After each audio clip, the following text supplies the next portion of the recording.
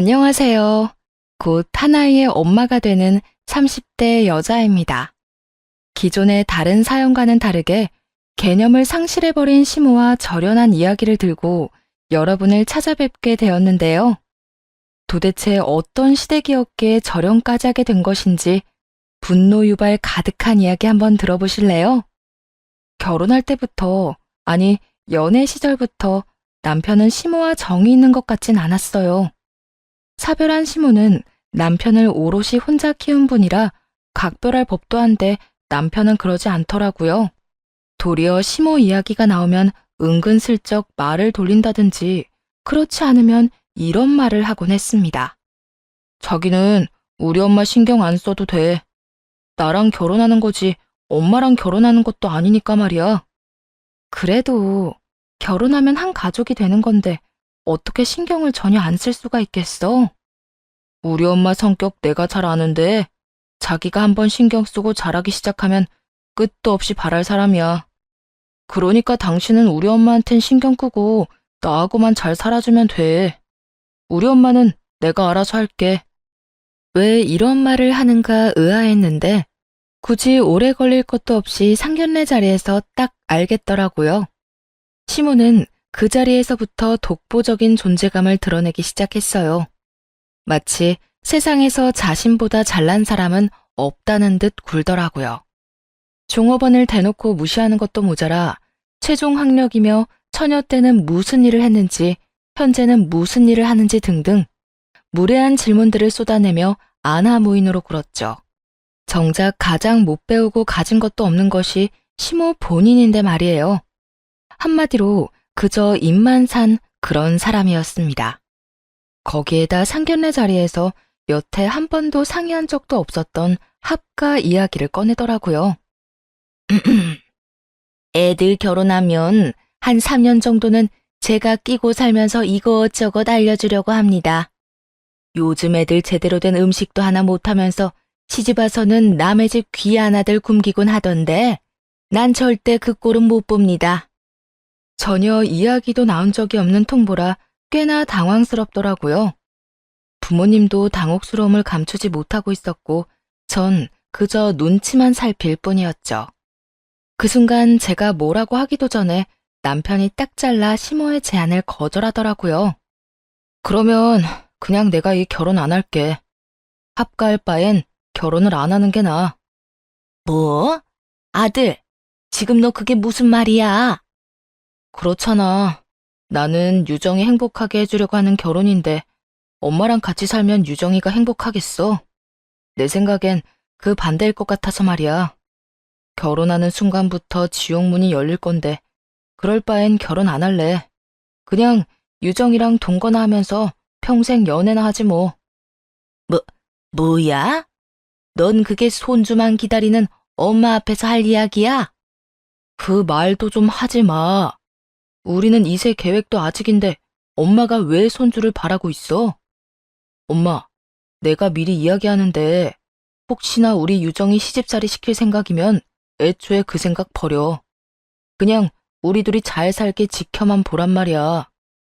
남편은 꽤 단호했고 시모도 그 자리에선 한 발 물러서더라고요.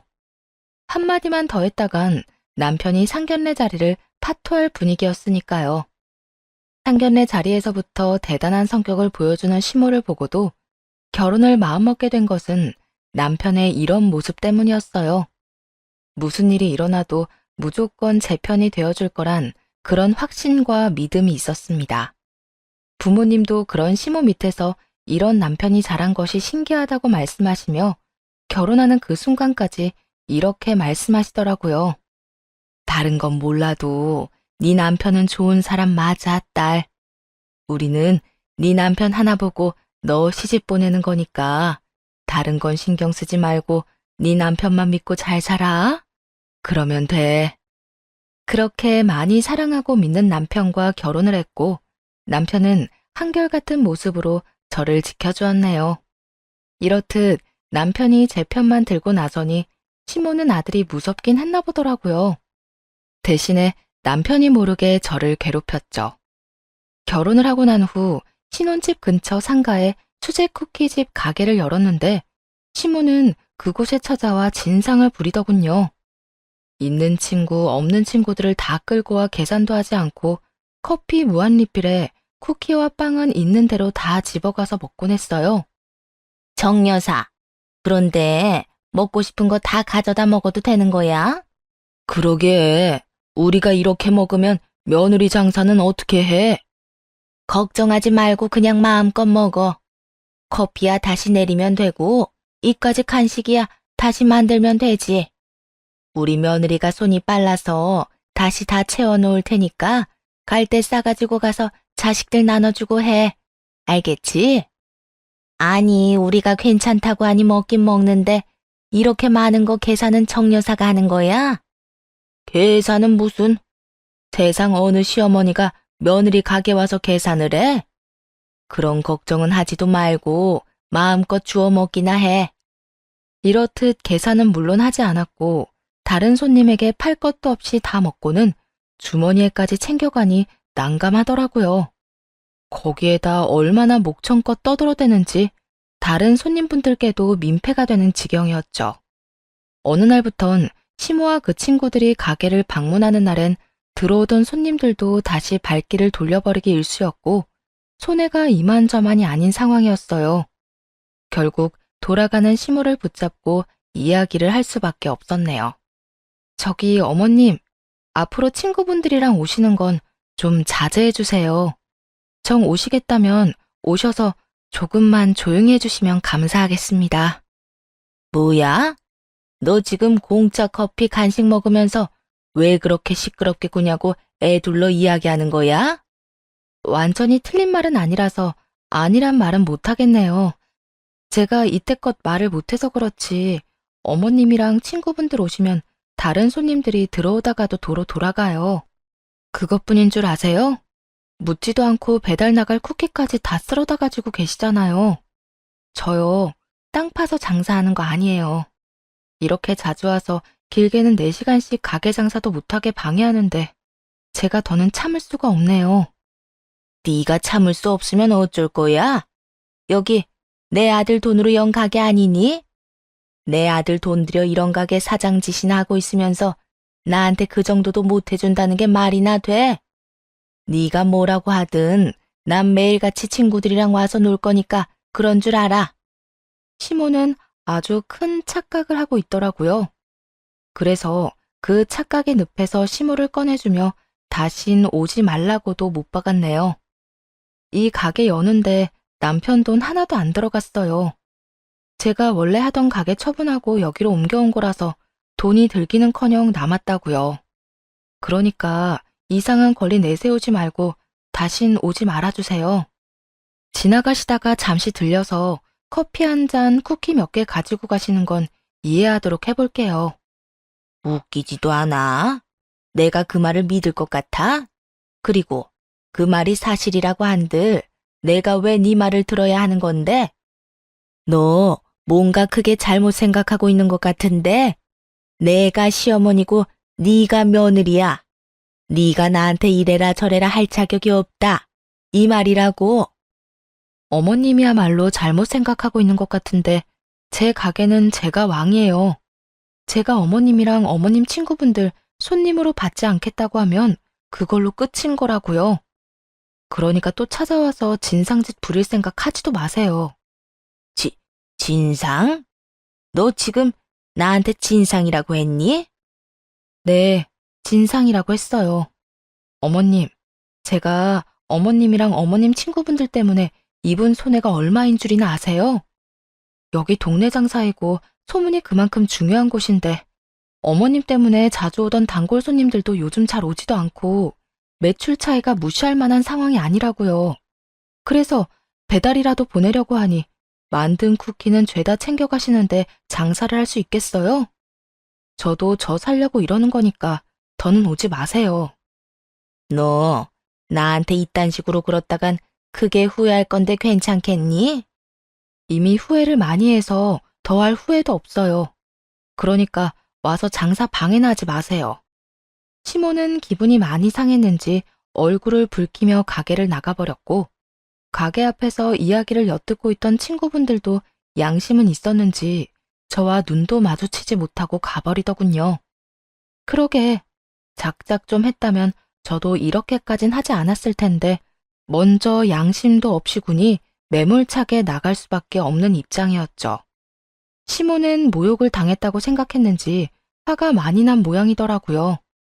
사리 판별도 못하고 남편에게 다 잃어버렸다고 들었으니까요. 애초에 남편 모르게 저를 괴롭히려 가게를 찾아온 것이면서 말이에요. 본인 스스로 가게를 들락거리며 저를 괴롭힌 걸 다 말했으니 그 결과는 굳이 듣지 않아도 뻔한 일이었죠. 여보, 우리 엄마 가게 찾아갔었다며? 도대체 왜 나한테 말을 안 한 거야?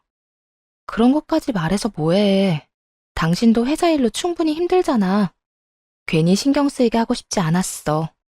혹시 내가 어머님 그렇게 쫓아내버려서 당신 섭섭한 거 아니지? 섭섭하기는. 오늘 엄마가 전화 와서 있었던 일 말하면서 하소연하길래 나도 한 소리 해줬어. 거기가 어디라고 친구들까지 찾아가서 방해를 하냐고 말이야. 내가 진작 알았으면 당신이 그런 말까지 할 필요는 없었을 텐데. 내가 미안해. 당신이 왜 미안해. 그런 일 있다고 말 안 한 건 나야. 당신은 전혀 미안해할 필요도 없어. 당신이랑 어머님은 별개야, 별개. 그래도 내 마음은 그렇지가 않아. 오늘 엄마가 아들 낳아봤자 아무 소용이 없다고 하면서 우는 소리 하는데 그 말에 마음 아프기는커녕 당신 걱정만 되더라고. 오죽했으면 당신이 엄마를 그렇게 내쫓았을까 해서 말이야. 그런 말씀까지 하셨어? 당신이라도 좀 달래주지 그랬어. 달래주기는? 내가 거기서 엄마 편들면 당신만 더 고달파져. 그래서 안 달래주고 뭐라고 그랬는데? 뭐라고 그러긴. 난 이제 엄마 아들 아니다. 내 마누라 남편이다. 그러니까 내 마누라 가게 가서 괴롭히지 말라고 하곤 끊어버렸지. 뭐? 나도 나지만 당신도 참 대단하다, 대단해. 그렇게 어머님한테 쌓인 게 많아? 그렇기도 하고 당신한테 함부로 하는 것도 싫어. 그리고 초장에 확실하게 해야지. 그렇지 않으면 우리 엄마는 선을 넘고도 남을 사람이야. 저 역시 시모에게 당한 것이 있으니 남편의 말뜻을 이해 못하는 바는 아니었지만 그래도 그렇지 좀 과하다는 생각이 들기도 했어요. 하지만 경험에서 우러나오는 조언은 절대 무시하면 안 된다는 것을 깨닫게 되기까지는 얼마 걸리지 않았죠. 시모와의 일이 있고 난 후 시모는 이상하다 싶을 만큼 조용하게 지내더라고요. 그러던 어느 날 시모에게 연락이 왔어요. 마치 지금까지의 일은 다 잊었다는 듯 인자한 목소리였죠. 저기, 곧 있으면 승진이 외할아버지 기일이야. 내 친정엔 제사 챙길 사람이 마땅치 않아서 이때껏 제사 같은 건 안 지냈는데 아무래도 올해부터 챙겨야겠다.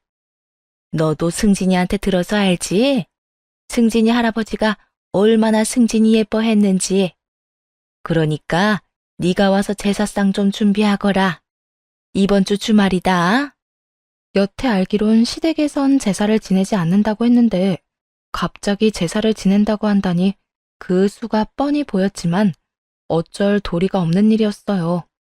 다른 사람도 아니고 생전에 시부보다도 외할아버지가 남편을 더 예뻐하셨다는 이야기를 들은 적이 있었기 때문이었죠. 주말이 더 바쁘긴 했지만 두말하지 않고 가게 문을 닫기로 했고 남편에겐 일찍 알려봤자 괜히 신경만 쓸 것 같아 당일 시댁으로 향하며 문자만 남겨놓았습니다. 장을 다 봐 시댁으로 가니 시모는 몸이 좋지 않다며 앓는 소리를 내더라고요. 왔니? 그런데 이를 어쩌니? 내가 요 며칠 몸이 안 좋아서 병원도 다녀왔는데 여전히 몸이 많이 안 좋구나. 어쩌면 이렇게 뻔한 거짓말을 할 수가 있는 것인지 속아 넘어가주고 싶어도 힘든 지경이었죠. 하지만 애초에 혼자 다 할 것이라 생각하고 와서 그런지 화가 나지도 않았어요. 아, 그러세요? 그러면 들어가서 쉬세요. 어차피 혼자 할 거라고 생각하고 왔으니까요. 그래? 그러면 혼자 수고 좀 하려무나. 난 좀 쉬어야겠어. 시모는 방으로 들어갔고 방에선 TV 소리와 함께 크고 경쾌한 시모의 웃음소리가 들려오더군요. 화가 나지 않았다고 하면 거짓말이겠지만 그럼에도 좋은 마음으로 음식을 준비하려 애썼습니다. 그렇게 한참 제사 준비를 하고 있으니 화가 잔뜩 난 남편이 들어오더라고요.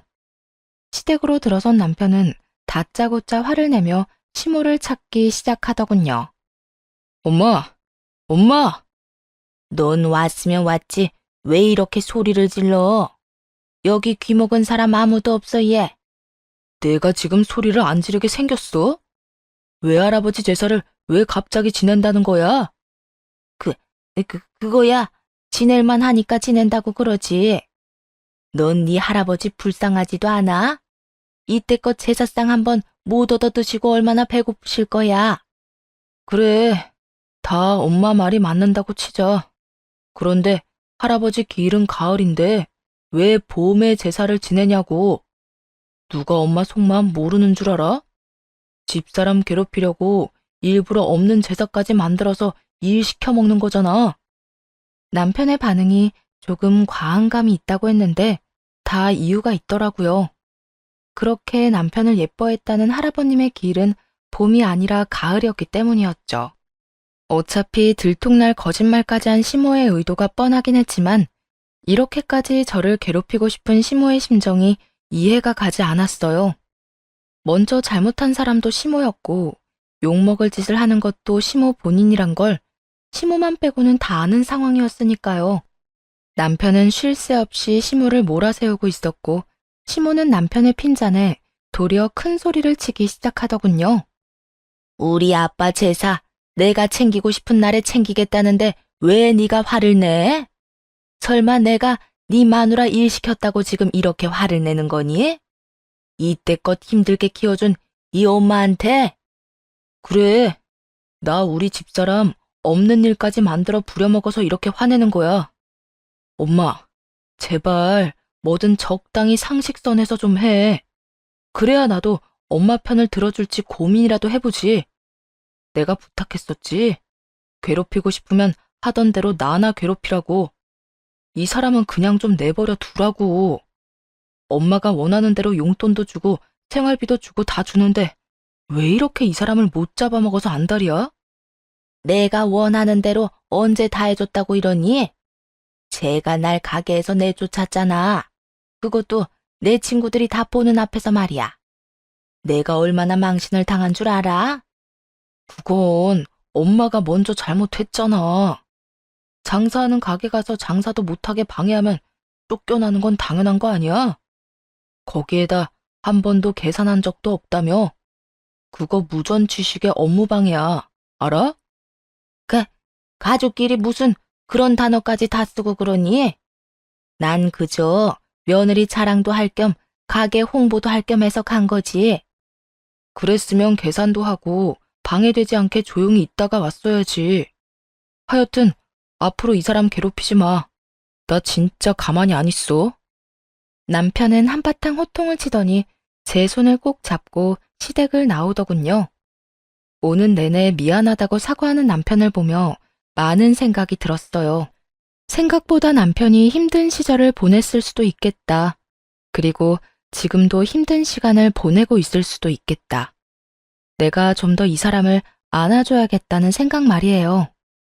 미안하다며 고개를 푹 숙이고 있는 남편을 꼭 안아주었고 좀 더 현명하게 대처하겠노라 다짐했습니다. 그리고 그 다음날 시모에게서 연락이 오더군요. 남편이 출근하고 없고 가게에서 저 혼자 있는 시간에 맞춰 전화를 한 것이었죠. 전화 받기가 무섭게 시모는 우는 소리를 하며 하소연을 해대기 시작했어요. 내가 잘못하면 뭘 그렇게 잘못했다고? 어떻게 힘들게 혼자 키운 엄마한테 그런 말까지 할 수가 있니? 네가 듣기에도 심하지 않더니? 내가 어제 원통에서 잠도 못 자고 잠을 못 잤더니 지금 머리까지 다 아프구나. 시모는 여전히 정신을 못 차리고 저에게 남편 흉까지 보더군요. 자신이 한 짓은 생각지도 않고 피해자인 척하는 시모에게 참을 수 없는 화가 났죠. 아마 전날 본 남편의 모습도 떠올라서 복합적인 감정이 들었던 것 같아요. 그래서 앞으로 이런 이야기는 하지도 못하게 냉정하게 대하기로 했습니다. 저한테 울면서 이런 이야기하면 제가 어머님 편이라도 들어줄 거라 생각했어요. 전 어머님이 이러면 이럴수록 안쓰럽거나 불쌍하기는커녕 반감만 들어요. 너, 내가 짐작은 하고 있었지만 온정이라곤 눈꽃만큼도 없는 애구나. 어른이 이렇게 우는데 어떻게 괜찮냐는 말 한마디를 안 하니? 어머님이 저한테 어떻게 했는지 먼저 생각해 보세요. 제 입에서 괜찮냐는 말이 나올 수 있는 상황인지. 전 진짜 이해가 안 되는 게 어머님은 왜 어머님이 한 행동은 전혀 생각하지도 않고 남 탓만 하시는 거예요? 새까맣게 잊은 거예요? 아니면 전혀 잘못했다고 생각하질 않는 건가요? 어느 쪽이든 둘 다 문제가 많다는 건 확실하네요.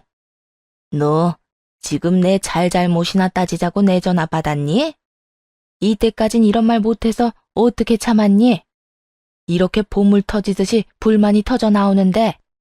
저도 이렇게까지 이야기할 생각 없었는데 어머님이 이러시는 거 보니 저절로 이런 말이 나오네요.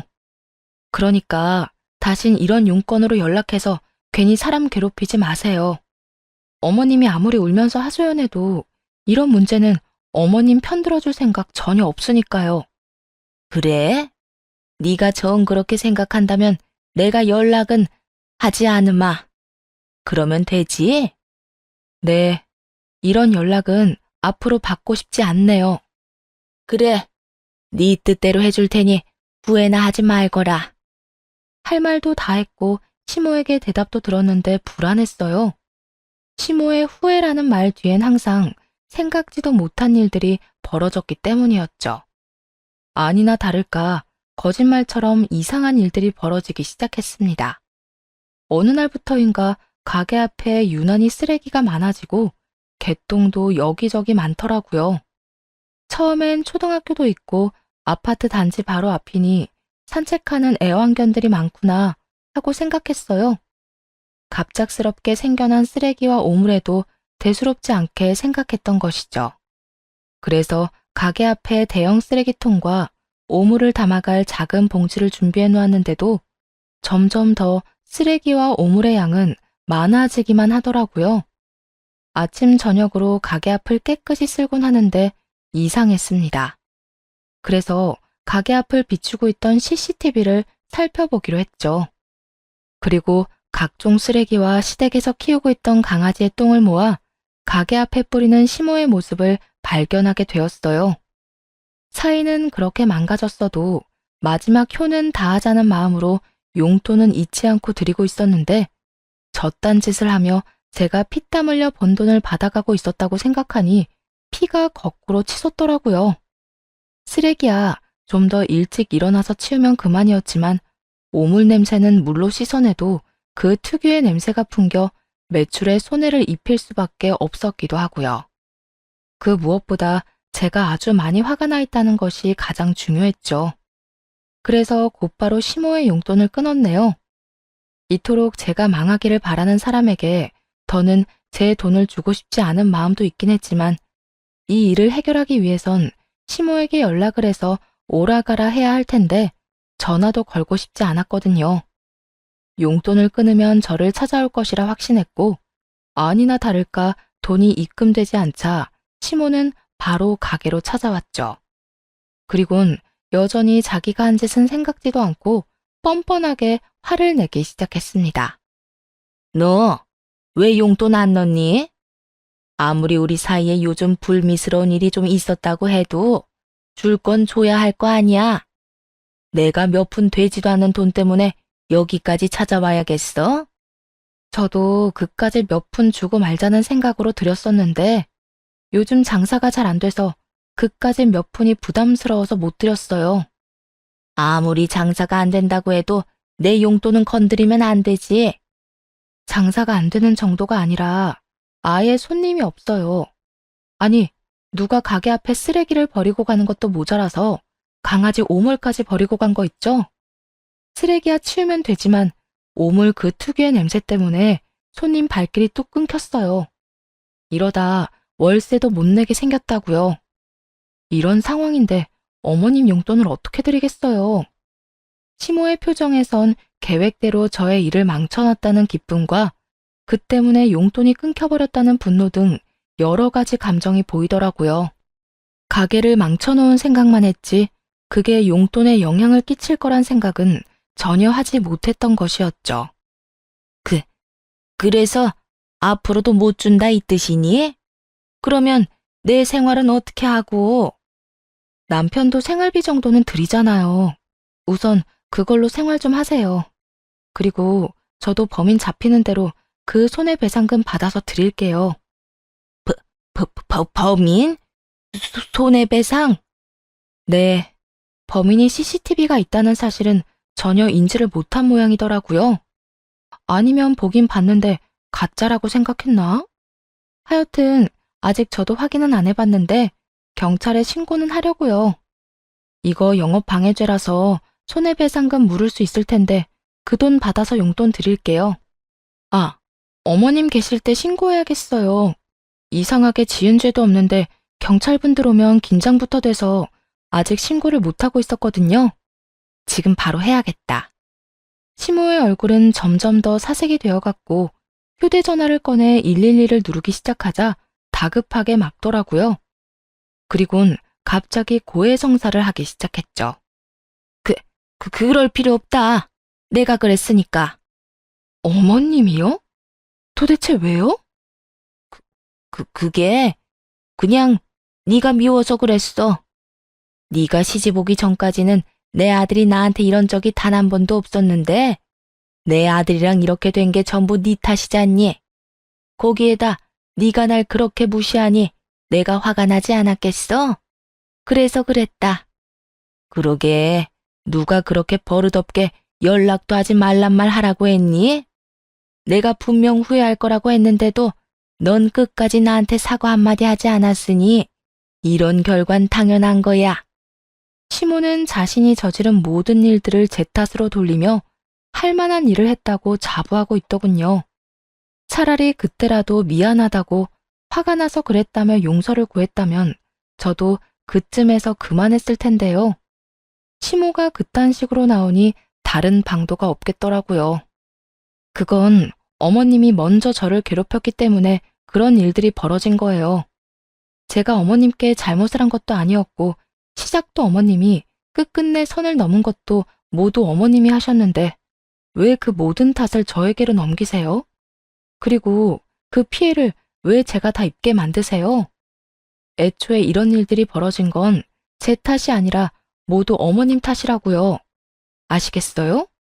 매번 네가 이딴 식으로 구니까 내가 그렇게 할 수밖에 없었던 걸 아직도 모르겠니?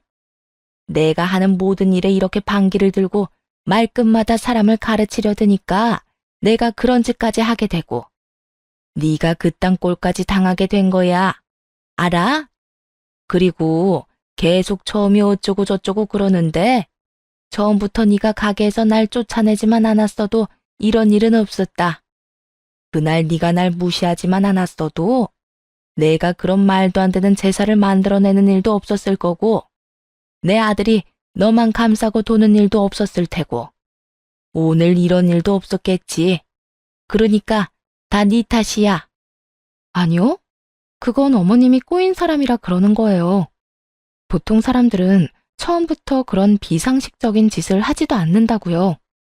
이젠 어머님이랑 누구 탓이냐고 잘잘못 따지고 있는 것도 지치고 마지막으로 한마디만 할게요. 지금 이 순간 제가 정확하게 알겠는 건 어머님이랑 거리를 두고 지내야 한다는 거예요. 어머님하고 저랑 이제 이런 유치한 신경전 그만해요. 뭐야? 너 지금 하나밖에 없는 시어머니랑 연이라도 끊겠다 이 말이야? 네 남편을 불연단신으로 힘들게 키운 나를? 그리 힘들게 키운 걸 알기에 이때까지 참아드린 거예요. 그런데 앞으론 더는 참지 않을 거니 이런 짓 하지도 마세요.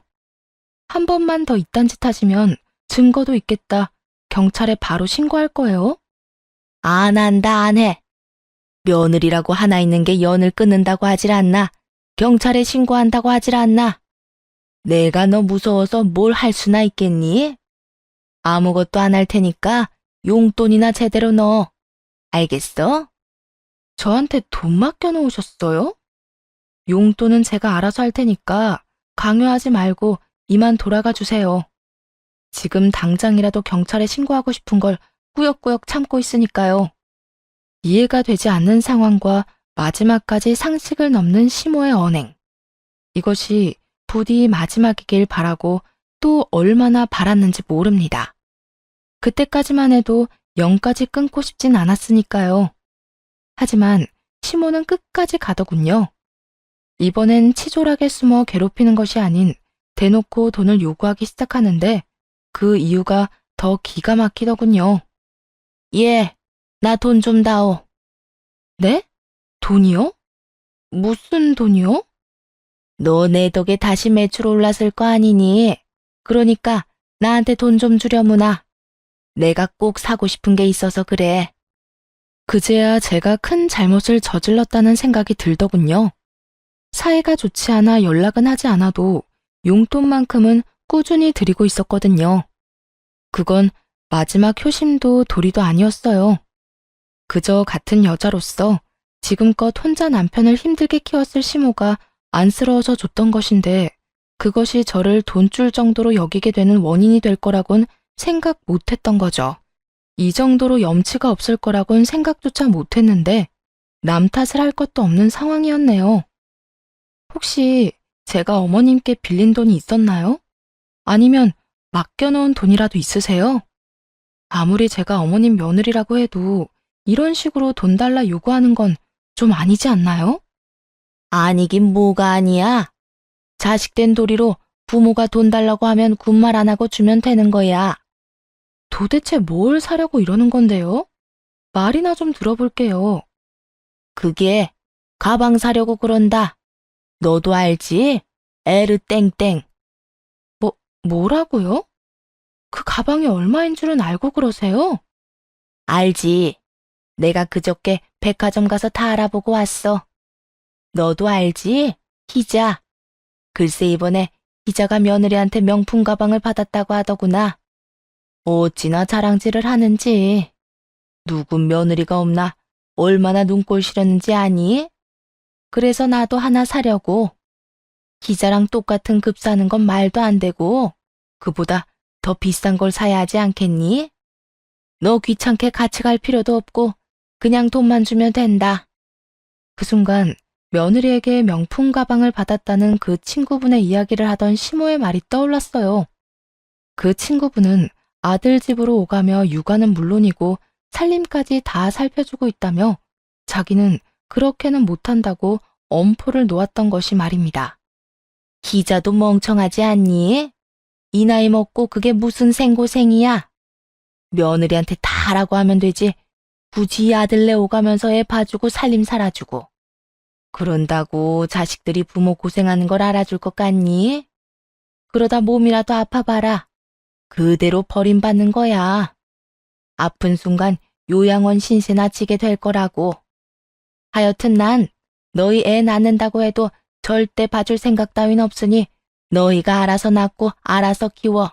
알겠니? 그분 며느리는 그분의 호의가 있었기에 감사한 마음을 담아 선물한 명품 가방이었을 텐데요. 시모는 저를 괴롭히기만 했으면서 그 비싼 가방을 받겠다고 우겨대는 꼴이 참 황당하더군요. 그나마 남아있던 안쓰러운 마음도 송두리째 사라지는 순간이었네요. 어머님, 전 그런 돈 없어요.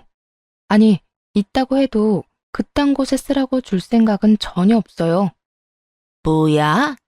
그러면 나보고 그 옆에 내 명품 가방 들고 다니는 꼴을 그냥 구경만 하라니 이 뜻이야? 그 친구분은 며느리한테 워낙 잘하셨나 보죠. 그때 말하는 거 들어보니 힘든 며느리 도와주느라 날마다 아들 집에 가서 아이도 돌봐주고 집안일도 해주고 했다면서요. 그 친구분은 그렇게 도움이라도 주셨지. 어머님은 저한테 어떻게 하셨어요? 어떻게 해서든 괴롭히려고만 하고 가게 망하라고 쓰레기 투척이나 하고. 어머님 같으면 어머님한테 그런 큰 돈을 내놓고 싶겠어요? 심지어 고작 가방 하나 때문에요? 저는 절대 그런 짓 못하니까 그런 줄 알고 어머님이 포기하세요. 절대 안 된다고 하자 시모는 난동을 피우기 시작했습니다. 기껏 만들어 잘 포장해 놓은 쿠키들을 집어 던지는가 하면 의자도 넘어뜨리며 화를 내더군요. 이게 진짜 보자 하니까 끝까지 건방지게 굴어. 내가 이참에 너 그 버르장머리부터 뜯어 고쳐주마. 니까짓 게 뭔데 돈을 준다 만다 헛소리야? 제 돈이니까 제가 준다 만다 결정하는 건 당연한 거 아니에요? 어머님이 아무리 이렇게 난동 피워도 전 절대 돈 안 줄 거니까 그런 줄 아세요. 그리고 지금 이렇게 행동하는 것도 다 찍히고 있으니까 다 변상을 각오나 하시라고요. 뭐야? 난동, 변상? 이게 아직도 정신 못 차리고 입을 함부로 놀리지? 너 같은 건 매가 약이야, 매가. 고함을 지르던 시무는 제 얼굴로 손바닥을 내리쳤고 제 얼굴은 붉어지고 있었죠. 정신이 번쩍 들더라고요. 웬만하면 연을 이어가고 싶었던 마음에는 금이 간 지 오래고 더는 이런 식의 관계는 끊어야겠다는 확신이 들었어요. 제 마음처럼 엉망이 되어버린 가게를 천천히 돌아보고는 시무를 똑바로 보며 이렇게 말했습니다. 이제 우리 연 좀 끊고 살아요. 더는 이렇게 사는 것도 지긋지긋하고 어머님, 아니, 그쪽 얼굴 보고 싶지도 않네요. 뭐라고? 너 지금 나한테 그쪽이라고 했니? 네, 제가 정성껏 꾸린 가게에 이렇게 번번이 피해만 주고 심지어 제 얼굴에 손까지 댄 사람한테 언제까지 어머님이라고 하면서 떠받들 거라 생각했어요? 이젠 저한테 그쪽은 아무것도 아니에요. 그저 제발 안 보고 살았으면 하는 그런 사람일 뿐이라고요. 너 감히 나한테 이따위로 하고도 내 아들과 계속 같이 살 수 있을 거라 생각하니? 네, 그럼요. 제가 지금 그쪽한테 연 끊자고 했지 남편이랑 이혼한다는 말이 아니니까요. 아주 큰 착각을 하는구나. 네 남편이기 전에 내 아들이야. 내가 네가 지금 나한테 한 짓 다 말하면 내 아들은 너랑 당장 이혼하자고 할 거라고. 아, 그래요? 그건 두고 보면 알겠네요. 확신을 하고 있는 시모가 보는 앞에서 남편을 불렀고 상황을 전해들은 남편은 바로 가게로 오더라고요. 시모는 남편을 붙잡고 피해자인 양 하수연을 늘어놓기 시작했습니다. 아들, 글쎄 얘가 나한테 뭐라고 한 줄이나 아니? 나한테 연을 끊자고 하더라. 그것뿐인 줄 알아? 나한테 그쪽이란다, 그쪽. 어떻게 나한테 그딴 말을 할 수가 있어? 너 당장 이혼해라. 난 우리 아들이 저딴 여자랑 사는 거 보기 싫다. 내 눈에 흙이 들어가도 싫어. 엄마 말대로 우리 아들 이혼할 거지? 그럴 거지? 남편은 듣는 둥 마는 둥 하며 시모가 한껏 난동을 부려 엉망이 되어버린 가게와 빨갛게 부풀어 오른 제 뺨을 살펴보더군요. 그리곤 시모를 무섭게 바라보며 입을 열기 시작했어요. 엄마, 이 사람 때렸어? 이 가게도 이렇게 만든 거고? 그래. 내가 화가 나서 그랬어. 제가 나한테 얼마나 심하게 굴었으면 내가 이런 짓까지 했겠어? 우리 아들은 엄마 이해하지. 엄마 원래 이런 사람 아니란 거 우리 아들이 더 잘 알잖아. 시모는 여전히 당당했고 남편은 그 모습이 더욱 화가 난다는 듯 고함을 지르기 시작했어요. 엄마, 내가 좀 하지 말라고 그렇게 말했잖아. 내가 그렇게 부탁을 했는데 엄마는 그냥 가만히 있는 게 그렇게 힘들어? 그 가방이 얼마인 줄이나 알아? 한두 푼짜리도 아니고 그 가방 안 사준다고 이렇게 난동을 피우는 사람이 어딨어? 그리고 엄마가 그 비싼 가방을 받을 만한 짓은 했어? 아니, 오히려 엄마는 가방을 사들고 와서 내 아들이랑 살아줘서 고맙다고 감사 인사를 해도 모자랄 판국이야. 알아? 아들, 너까지 엄마한테 이러기야? 엄마가 뭘 그렇게 잘못했다고 이렇게 화를 내? 이 엄마가 널 얼마나 고생하면서 키웠는데 그 정도 가방이 뭐라고? 엄마가 그 정도 가방값만도 못한다고 생각하는 거야? 널 이날 이때껏 혼자 키운 이 엄마가? 제발 그 말 좀 그만해. 나 결혼하기 전에 틈만 나면 그 말하면서 나한테 돈을 얼마나 뜯어갔는지 기억 안 나? 그리고 아빠는 엄마 그 말도 안 되는 씀씀이 때문에 아빠가 엄마 빚 감당하느라 낮에는 회사 다니고 밤에는 화물차 운전하다가 결국 졸음운전으로 돌아가신 거 기억도 안 나냐고. 그만큼 뜯어가고 사람 하나 잡았으면 됐지. 왜 아직까지 정신 못 차리고 이러는 건데? 나까지 이혼시켜야 엄마 속이 후련하겠어? 꼭 그렇게까지 만들어야 엄마가 만족하겠냐고. 그간에 울분이 올라오는 듯 울먹이며 말하는 남편을 보는데 저까지 눈물이 핑 돌더라고요. 사연이 있을 거라 생각했지만 이런 사연이 있다고 생각지도 못했던 터라 마음이 아프더라고요. 저도 이렇게 마음이 아픈데 오히려 당사자인 시모는 아무렇지 않은 표정으로 콧방귀까지 끼며 도리어 화를 내더라고요. 참나, 내가 뭘 어쨌다고 그때 이야기까지 꺼내는 거야? 내가 네 아빠한테 새벽같이 운전이나 하면서 돈 벌어오라고 등이라도 떠밀었니? 아니잖아. 네 아빠가 혼자 오바해서 그렇게 돈 벌고 다니다가 사고 난 걸 왜 내 탓을 하는 거야? 그리고 너도 그래. 네가 나한테 돈을 주면 얼마나 줬다고 이렇게 고함을 질러? 누가 들으면 수백억이라도 준 줄 알겠다. 어른만 아니라면 한 대 올려붙이고 싶은 심정이었어요. 엄마라는 사람이, 아니, 사람이 어떻게 저딴 말을 아무렇지 않게 할 수 있는 것인지 화가 나더라고요.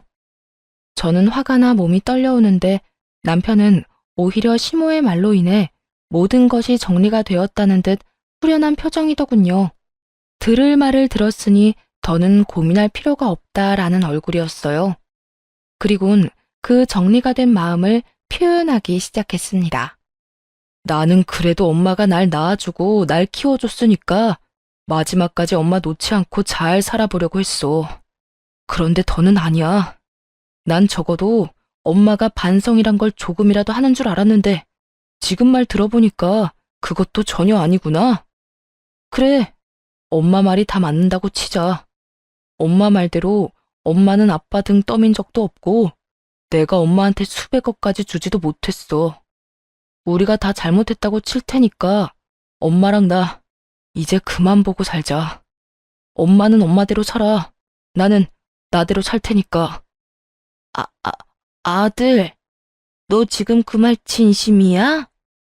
어, 진심이야. 난 이제 엄마랑 그만 보고 살고 싶어. 엄마가 아빠랑 나까지 망쳐놓은 것도 모자라 이 사람까지 망쳐놓는 건 절대로 못 봐. 그렇다고 엄마 하나 때문에 이 사람이랑 이혼도 절대 못하니까 엄마랑 연을 끊을 수밖에 없잖아. 앞으로 우리한테 연락도 하지 말고 찾아오지도 마.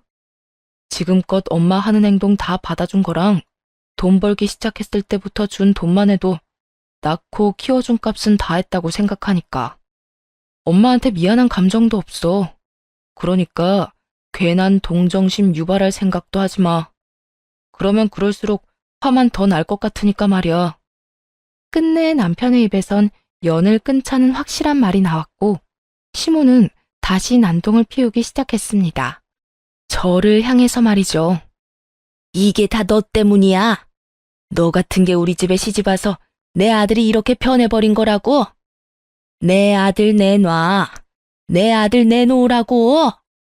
시모의 난동에 남편은 다시 시모에게 화를 내려고 했지만 전 그런 남편을 말렸어요. 그리곤 제가 나서 시모의 입을 막아버렸죠. 못 들었어요? 그쪽 아들이 그쪽 말고 나랑 산다고 하잖아요. 그러게, 뭐든 적당히 좀 하지 그랬어요. 얼마나 아들을 못 살게 굴었으면 하나뿐인 아들이 이렇게까지 하겠냐고요. 난 아무 잘못도 하지 않았어. 이 모든 게 다 네가 내 아들을 홀려서 이런 거라고. 아직도 모르겠어요? 내가 아니라 그쪽이 이 모든 상황을 만든 거예요. 하나부터 열까지 난 잘못이 없다. 당연히 너희는 나한테 이렇게 해줘야 한다는 그 파렴치하고 양심 없는 생각이 이런 상황까지 만든 거라고요. 그러니까 당장 여기서 나가주세요. 더는 얼굴 보고 싶지도 않으니까요. 인연이 진짜?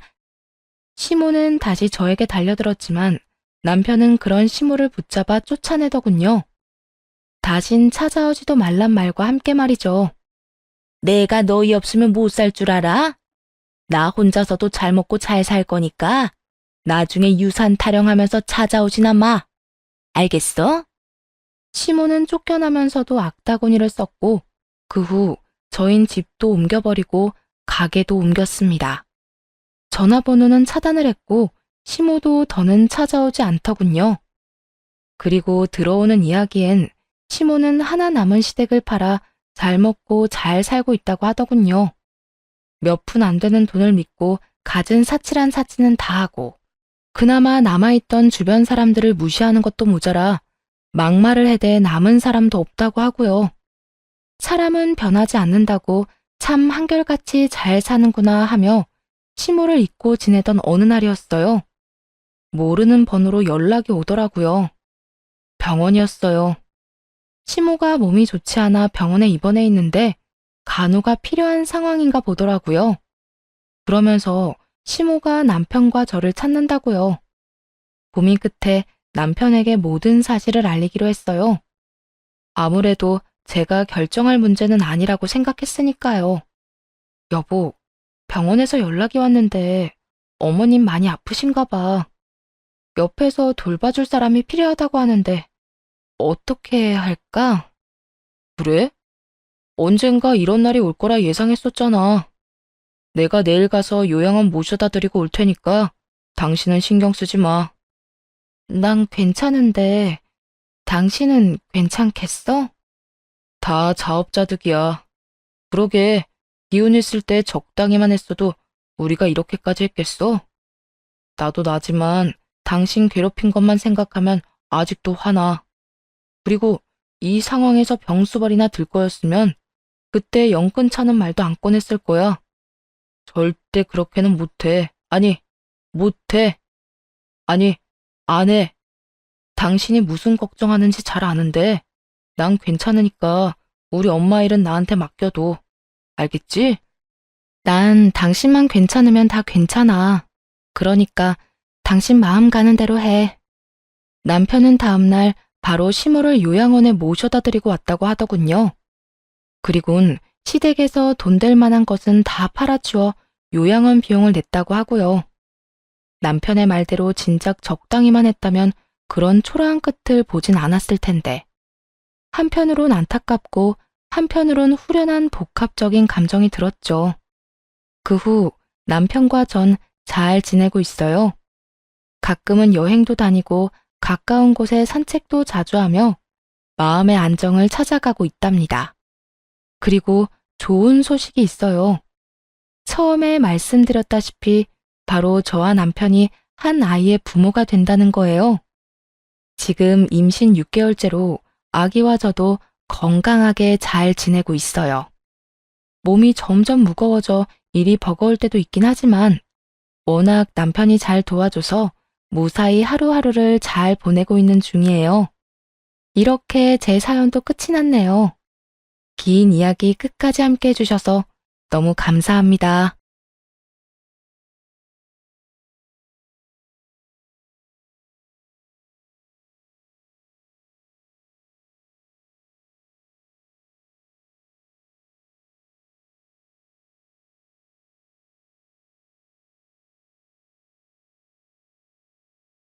안녕하세요.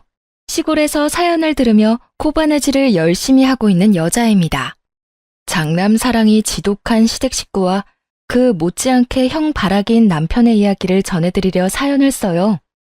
지금은 많이 괜찮아졌지만 한때는 그 사람들을 생각만 해도 화가 치솟아올라 잠도 못 자곤 했었는데요. 어쩌다 저런 인간과 결혼까지 해서 이런 꼴을 보며 살아야 하나 한탄도 많이 했던 것 같아요. 하지만 이런 인간이든 저런 인간이든 제가 선택한 남자이고 결혼도 제가 선택해서 한 결혼이니 그 마무리 역시 제가 지어야 했죠. 그러면 어떤 일을 겪어 이혼까지 하게 되었는지 한번 들어봐 주실래요? 문제의 시댁은 말씀드렸다시피 장남 사랑이 넘치는 집안이었어요. 첫째가 잘 돼야 집안이 잘 된다를 가훈처럼 되뇌며 사는 집이었죠. 시숙은 남편보다 5살이나 많은데 장가를 가지 않은 상황이었는데요. 아니, 정확히는 못 간 상황에 가까웠죠. 능력은 쥐뿔도 없어서 그 나이 먹도록 백수인 주제에 눈만 높아서는 분에 넘치는 여자를 소개해줘도 늘 하는 말은 같았네요. 꼴의 여자라고 치마 입고 온 꼴이 얼마나 웃기는지. 아니, 그 코끼리 다리를 해서 무슨 용기로 치마를 입었나 몰라? 여자는 자고로 4사. 조금 보기 좋다 싶으면 5 사이즈가 딱인데 그 이상이면 치마를 입지 말란 법이라도 생겨야 하는 건데 말이야. 이 말만 들어도 딱 아실 것 같지 않나요? 그 쓰레기 같은 인성 말입니다. 처음 결혼을 하고 시숙의 실체를 알았을 땐 정말 놀랐는데 어느 정도 세월이 흐르고 나니 저딴 말을 들어도 아무렇지도 않더라고요. 적응하기 나름이라더니 도저히 적응이 안 돼서 아예 귀담아 듣지 않았더니 무시하는 것으로 적응이 된 것이었죠. 그나마 다행스러운 건 시댁이 좀 살만하다는 것이었죠. 시댁에선 장남 타령을 하며 시숙이 무엇을 하든 뒷바라지 하나는 걱정 없이 해주었고 그 덕에 저희에게는 별다른 피해가 오는 일은 없었거든요. 하지만 그런 장남사랑도 시숙이 몇 번 사업과 장사를 말아먹으면서 조금은 지쳐가는 와중이었죠. 그러던 어느 날 시숙이 또 사업을 말아먹고 이번에는 친구 회사로 들어가 일을 배운다고 하더라고요. 웬일로 정신을 차렸나 했더니 친구네 회사에서 일을 배워 또 사업을 하겠다는 것이 그 목적이었어요. 여보, 우리 형 이번엔 형네 친구 회사에 들어간다네. 거기서 일 배워서 이번엔 사업 제대로 해볼 모양이야. 아니, 또 사업을 한다고? 아주버님 나이에 취업이 어렵단 거 알긴 하는데 아무리 그래도 이제 사업은 그만하는 게 맞지 않을까? 한두 번도 아니고 매번 그렇게 돈만 날리는 거 보면 아주버님 사업엔 소질이 없는 것 같은데. 뭐? 당신 지금 우리 형 무시해? 우리 형은 뭐든 잘해낼 수 있거든. 이때까지 망한 건 다 경험이 부족해서 그랬던 거고 이제 진짜 성공할 일만 남아있다고.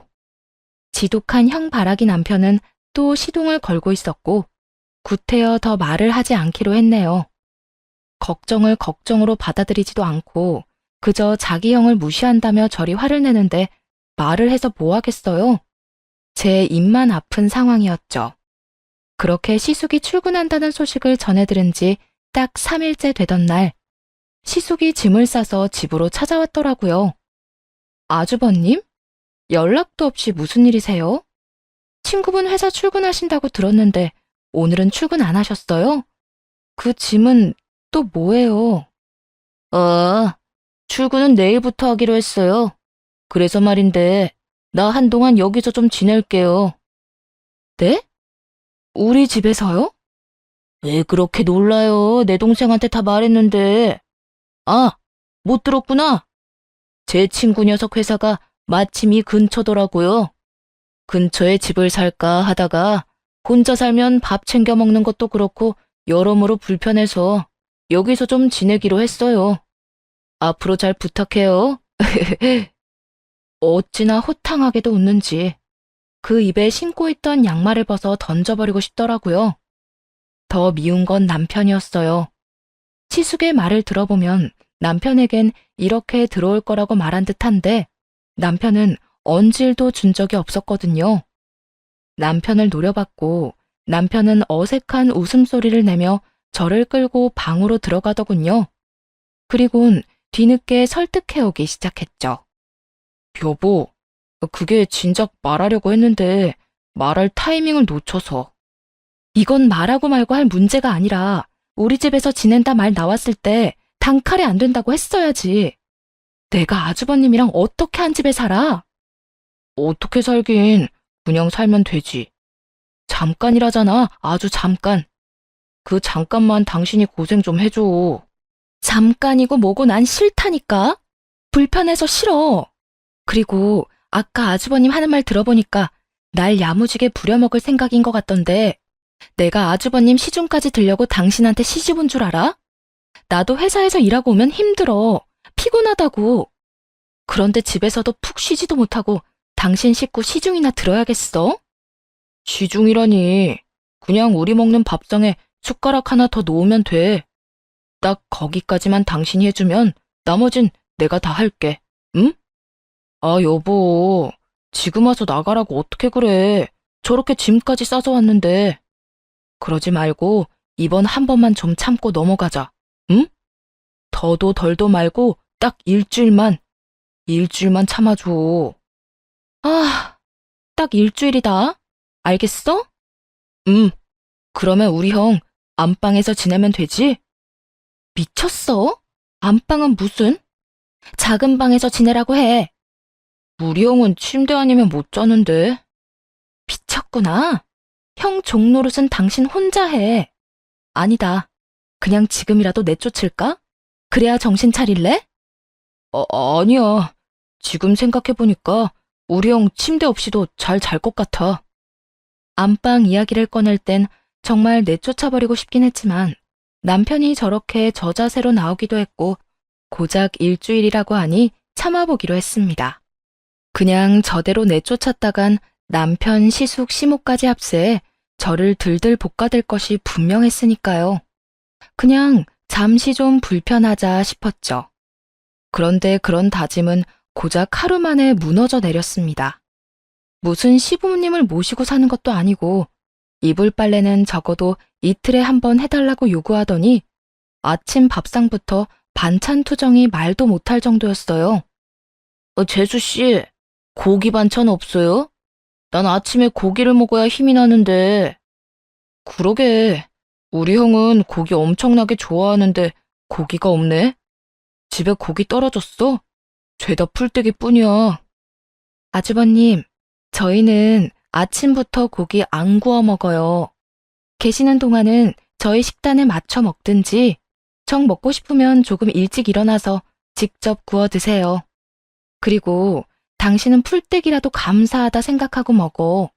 이 풀떼기 밥상이라도 받아 먹고 싶으면. 이야, 우리 재수씨 몰랐는데 한성격 하시네. 그냥 먹을 테니 내 동생 구박하지 마세요. 그렇게 구박하면 회사 가서도 기죽어 지낸다고요. 형, 나는 괜찮아. 그리고 고기는 내가 내일부터 구워줄게. 그래? 역시 내 동생, 고맙다. 아침부터 형제간의 우애가 어찌나 돈독한지 할 말이 다 없어지더군요. 그날부터 남편은 형을 위해 아침마다 고기를 굽기 시작했고 저와 약속한 대로 나머지 살림을 하기도 했습니다. 형 말대로 이불 빨래는 이틀에 한 번 남편이 도맡아 했고 밥 먹고 난 설거지부터 청소까지 남편이 다 하더군요. 퇴근한 후 쉬지도 못하고 일하는 남편이 안쓰럽긴 했지만 본인이 자처한 일이니 그냥 지켜만 보았어요. 괜한 마음에 한번 나서기 시작하면 모두 제 일이 되어버리는 건 불보듯 뻔한 일이었으니까요. 그런데 이런 상황이 시숙의 눈엔 거슬렸던 모양이더군요. 그 며칠을 참지 못해 시모에게 전화를 걸어 제가 남편을 부려먹는다고 말해버렸으니까요. 너 듣자 아니 내 아들한테 집안일 시킨다던데? 우리 장남한테 다 들었으니까 거짓말할 생각하지 마. 다 들었다면서 왜 물으세요? 어머님 막내 아들이 설거지도 하고 빨래도 하고 청소도 하고 있는 거 맞아요. 내가 집에서 살림이나 하라고 그 고생을 해서 아들 키웠는지 알아? 네가 뭔데 내 아들한테 그딴 일을 시켜? 제가 시킨 게 아니라 남편이 스스로 하는 거예요. 아주버님이랑 같이 지내는 거 너무 힘들고 불편하다고 하니까 남편이 나서서 다 하겠다는데 제가 뭘 어쩌겠어요? 내 아들이 설사 그랬다고 해도 네가 못하게 말렸어야지. 어쨌든 난 내 아들 손에 물 묻히고 사는 꼴 못 보니까 앞으로 집안 살림은 네가 다 해. 우리 장남 아침에 고기도 네가 구워주고 말이야. 한 번만 더 내 아들들 고생시켜봐. 내가 너 가만 안 둘 거야. 그나마 남편이 시죽 뒤치다꺼리를 하니 참는 것인데 이러나 저러나 들들 볶일 거라면 더는 시숙을 데리고 살 이유가 없겠더라고요. 그냥 저 아주버님 내보낼게요.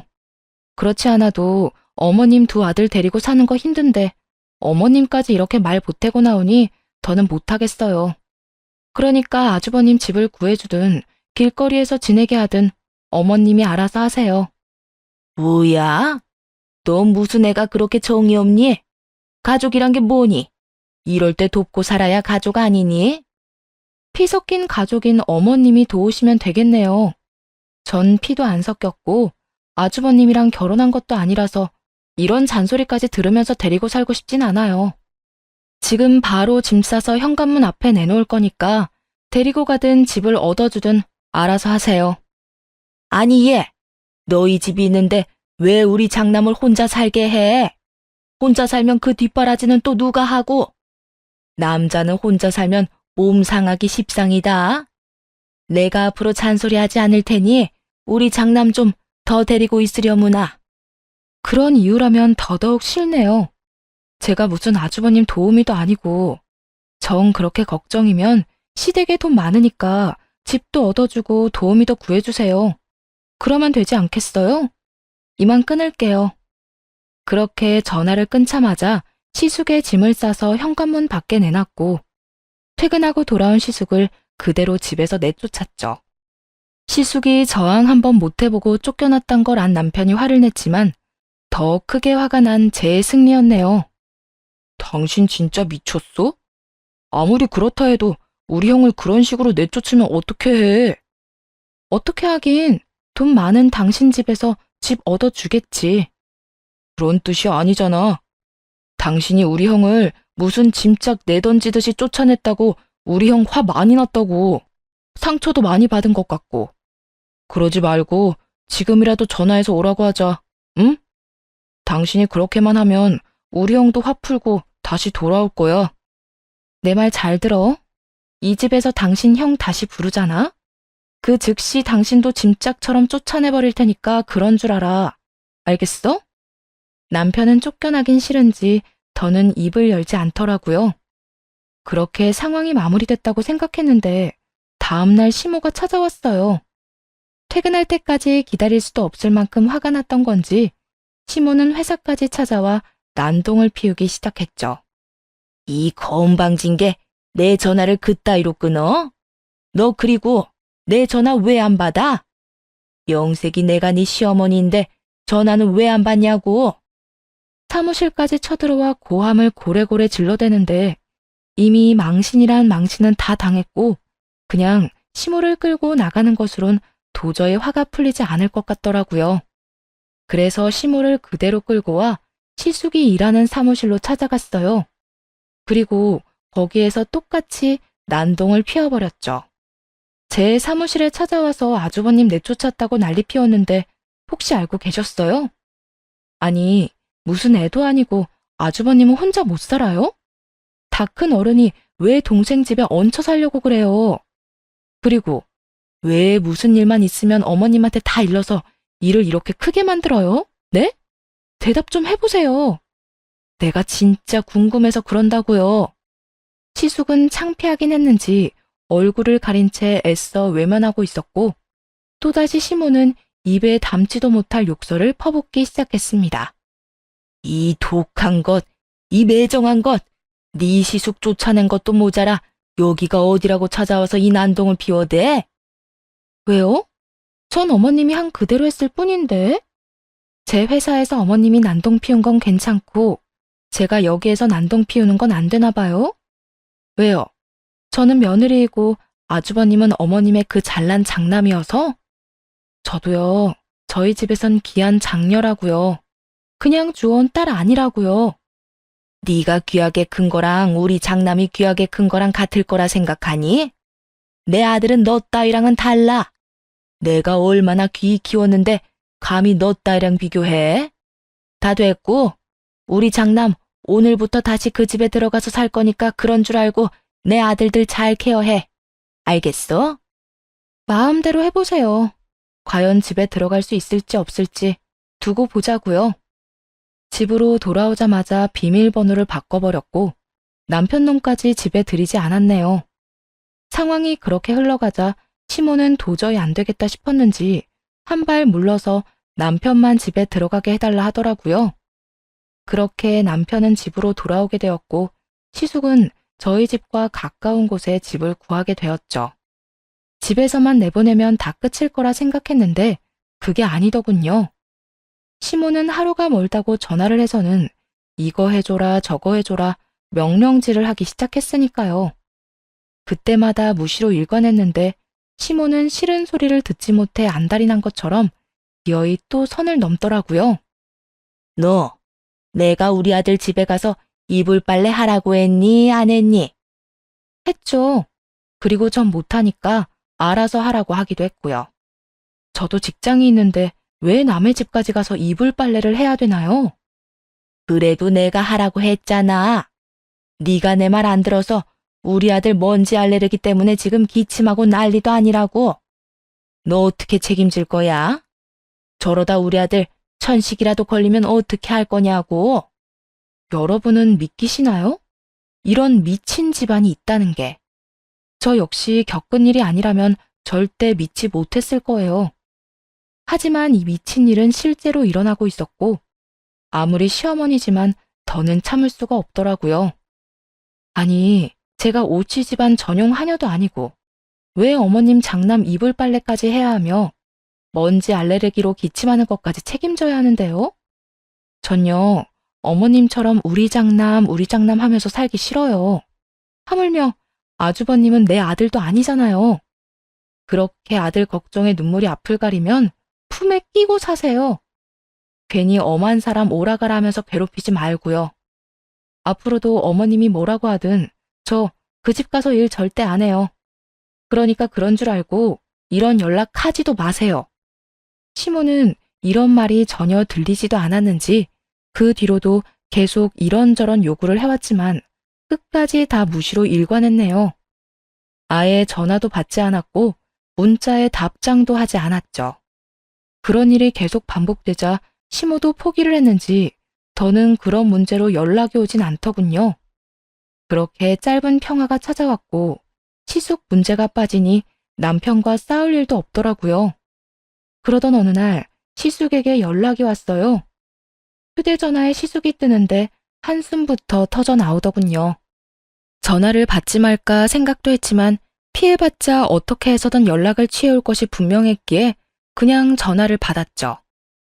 재수씨, 왜 이렇게 전화를 안 받아요? 바빠요? 조금 바빴어요. 무슨 일이에요?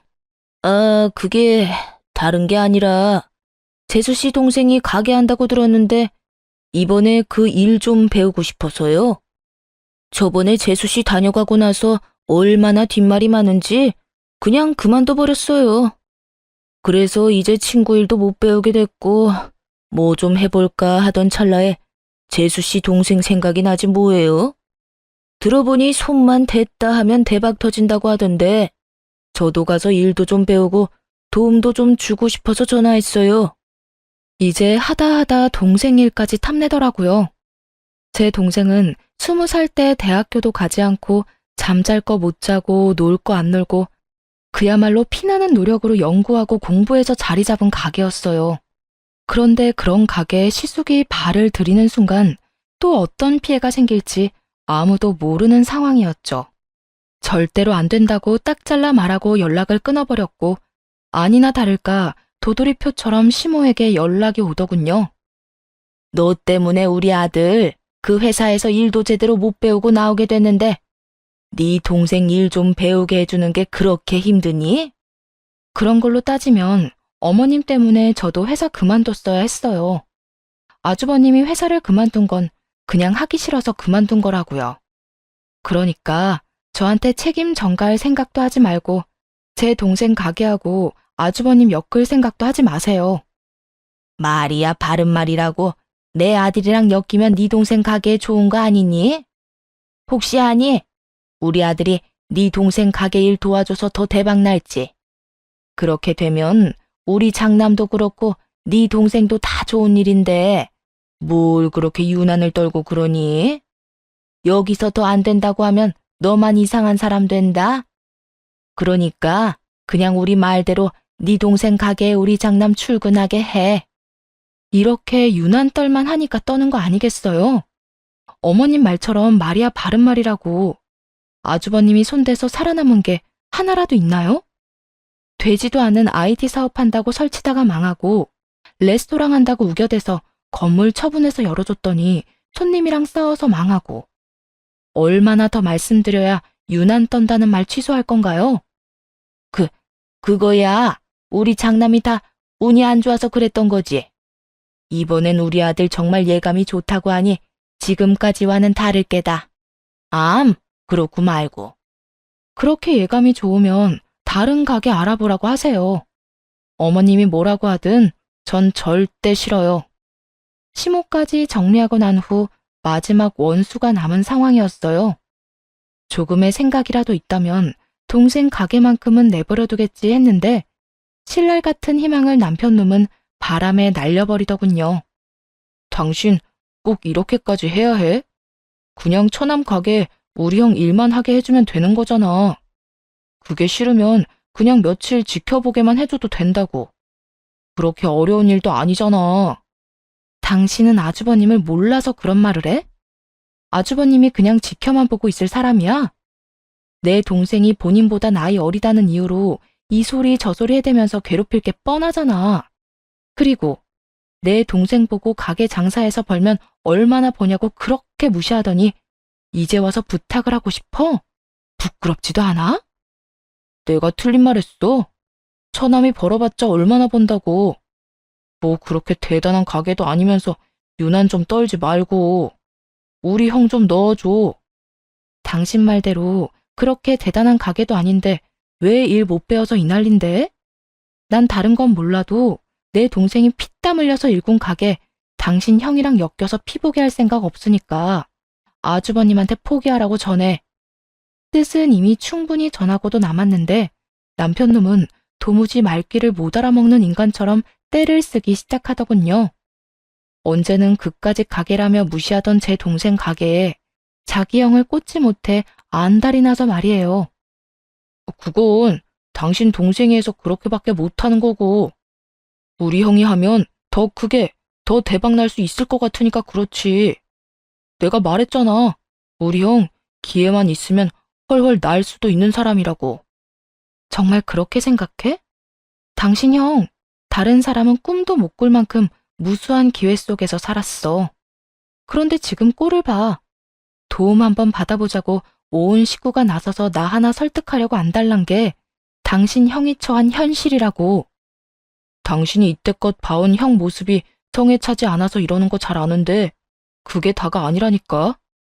당신이 생각하는 것보다 우리 형 훨씬 더 대단한 사람이라고. 그 아무리 절실한 신자도 남편을 따라오기 힘들 것 같더군요. 도대체 어떤 세뇌를 받아야 저렇게 형 바라기가 될 수 있는지 궁금해지기까지 했어요. 도대체 어떻게 살면 그렇게 병적으로 형을 믿어 의심치 않을 수가 있는 거야? 말끝마다 형. 당신은 형밖에 안 보이지? 그렇게 형이 좋으면 형이랑 살지 왜 나랑 결혼을 해서 이 고생을 하게 해? 하여튼 난 절대 싫어. 절대 안 된다고 했어. 당신은 형을 믿을지 몰라도 난 당신이 말했다시피 보고 들은 게 워낙 다양해서 당신 형 절대로 못 믿어. 그러니까 다신 이야기 꺼내지도 마. 뭐? 병적? 안 해주면 곱게 싫다고 하면 되지 왜 사람을 정신병자로 몰고 가? 이때껏 계속 좋은 말로 싫다고 했는데 들어먹지 않은 건 당신이랑 당신네 식구들이야.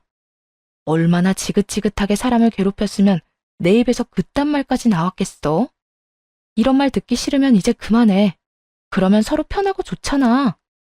좀 더 강하게 남편에게 거부의 의사를 전했고 남편도 포기를 했는지 이번엔 엄포를 놓기 시작했죠. 그래, 알겠어. 당신이랑 당신 도움 없이도 우리 형 충분히 잘해낼 거니까 그때 가서 콩고물 안 떨어진다고 후회나 하지 마. 알겠어? 절대 후회 안 해. 죽어도 후회 안 하니까 내 걱정하지 말고 당신 집안 걱정이나 해.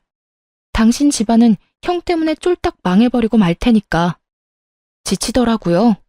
시숙만 엮이면 싸우기 바쁜데 남편은 무조건 형 편만 드는 것도 모자라 지독한 형 바라기이니 힘이 날 리가 없었죠. 거기에다 정은 있는 대로 떨어져 버렸고 이혼 생각이 머릿속을 떠나지 않았습니다. 그렇게 이혼을 심각하게 고민하던 어느 날 집으로 자동차 과태료 통지서가 왔더라고요. 남편 차였는데 날짜와 장소가 수상했어요. 남편이 출근을 해야 하는 평일에 장소는 부산이었으니까요. 거기에다 차량에 타고 있는 사람은 희미하지만 두 사람이 확실했습니다. 그날 저녁 전 남편이 잠든 사이 남편의 휴대전화를 살펴보았어요. 분명 외도라고 생각했는데 외도 흔적은 찾아볼 수 없었고 시숙에게 차를 빌려주고 돈이 흘러가는 정황만이 가득하더라고요. 동생, 오늘도 네 차 좀 빌리자.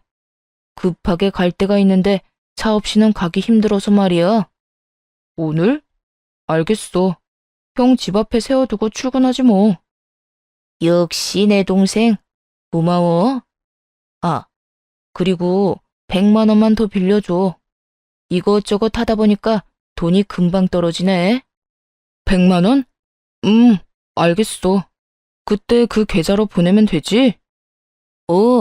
이때까지 빌린 돈 잘 계산하고 있지? 저번에 빌린 3천만 원이랑 자잘하게 빌린 것까지 잘 계산해둬. 이 형이 성공만 하면 이자까지 쳐서 갚을 테니까. 이번엔 진짜 성공할 것 같은 예감이 드니까 곧 갚을 수 있을 거다. 형 믿지? 그럼 난 형 믿지. 이번에 우리 처남 가게 일은 내가 미안해. 집사람이 너무 예민하게 굴어서 나도 어쩔 수가 없었어. 예전엔 안 그랬는데 요즘에 너무 예민해져서 나도 때론 버겁다니까. 그러니까 형이 이해해줘. 신경 쓰지 마. 워낙 할 게 없어서 그거라도 해보려고 했던 건데 지금 하려는 사업이 전망이나 돈벌이나 여러모로 그거보다 더 괜찮다니까.